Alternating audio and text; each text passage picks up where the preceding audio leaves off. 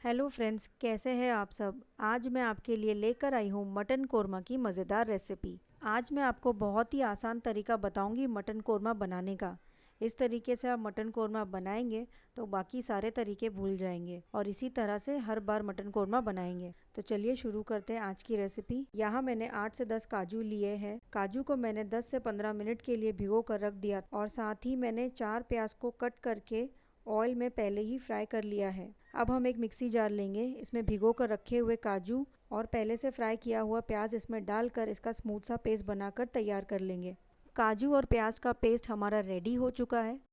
यहाँ मैंने 200 ग्राम दही लिया है। इसमें 1 चम्मच लाल मिर्च पाउडर, 1.5 चम्मच धनिया पाउडर, आधा चम्मच हल्दी पाउडर, आधा चम्मच कश्मीरी लाल मिर्च पाउडर, इससे मटन में बहुत अच्छा कलर आएगा, आधा चम्मच जीरा पाउडर। सभी पाउडर मसालों को दही में अच्छे से मिक्स कर लेंगे। मसाले के साथ दही को हम अच्छे से फेंट लेंगे, इससे हम जब मटन में दही डालेंगे तब दही फटेगी नहीं। कोरमा बनाने की सारी तैयारी हमने कर ली है, चलिए कोरमा बना लेते हैं। गैस पर कुकर हमने चढ़ा दिया है। इसमें हम 4 बड़े चम्मच तेल डालेंगे। तेल जैसे ही गर्म हो जाए तब इसमें 10 से 15 काली मिर्च, 5 से 6 लौंग, 1 इंच दालचीनी का टुकड़ा, 2 बड़ी इलायची, 2 छोटी इलायची और 1 तेज़पत्ता डालकर सारे खड़े मसालों को थोड़ा चटकने देंगे। इससे मटन में खड़े मसालों का टेस्ट बहुत ही बढ़िया आएगा। अब हम इसमें मटन ऐड करेंगे। मटन को मैंने अच्छे से वॉश करके क्लीन कर लिया है। ये 1 किलो मटन है। मटन को हमें खड़े मसालों में अच्छे से फ्राई करना है। मटन हमारा फ्राई हो चुका है, मटन का कलर भी थोड़ा चेंज हो गया है।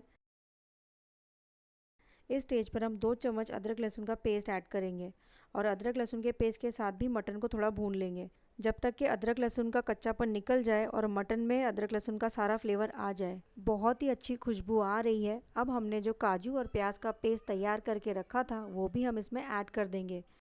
काजू और प्याज की पेस्ट को अच्छे से मिक्स कर लेंगे और 2 से 3 मिनट तक अच्छे से भूनेंगे और मिक्सी जार में थोड़ा पानी डालकर बचा हुआ पेस्ट भी इसमें ऐड करेंगे।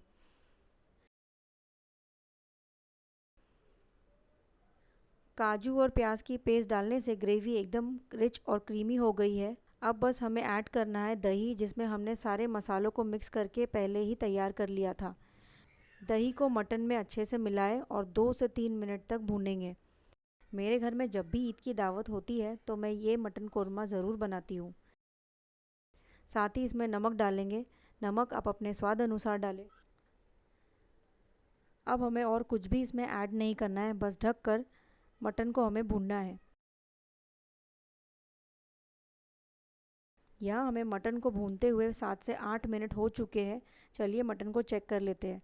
मटन हमारा बहुत ही बढ़िया बन रहा है। एक बार अच्छे से मिक्स कर लेंगे और फिर ढककर 7 से 8 मिनट तक भूनेंगे। यहाँ मैंने लगभग 15 मिनट तक मटन को भुना है। मटन को हम जितना अच्छे से भुनेंगे उतना ही मटन में सारे मसालों का फ्लेवर आएगा, इसलिए मटन को अच्छे से भुनें। ये देखिए मटन भी हमारा अच्छे से भुन चुका है, ऑयल भी सरफेस आउट हो चुका है और मटन हमारा 70% कुक हो चुका है। अब हम इसमें 1 गिलास पानी ऐड करेंगे और साथ ही इसमें बारीक कटा हुआ फ्रेश हरा धनिया डालकर मिक्स कर लेंगे। हरा धनिया डालने से मटन का टेस्ट और भी बढ़ जाएगा। अब बस कुकर का ढक्कन लगा देंगे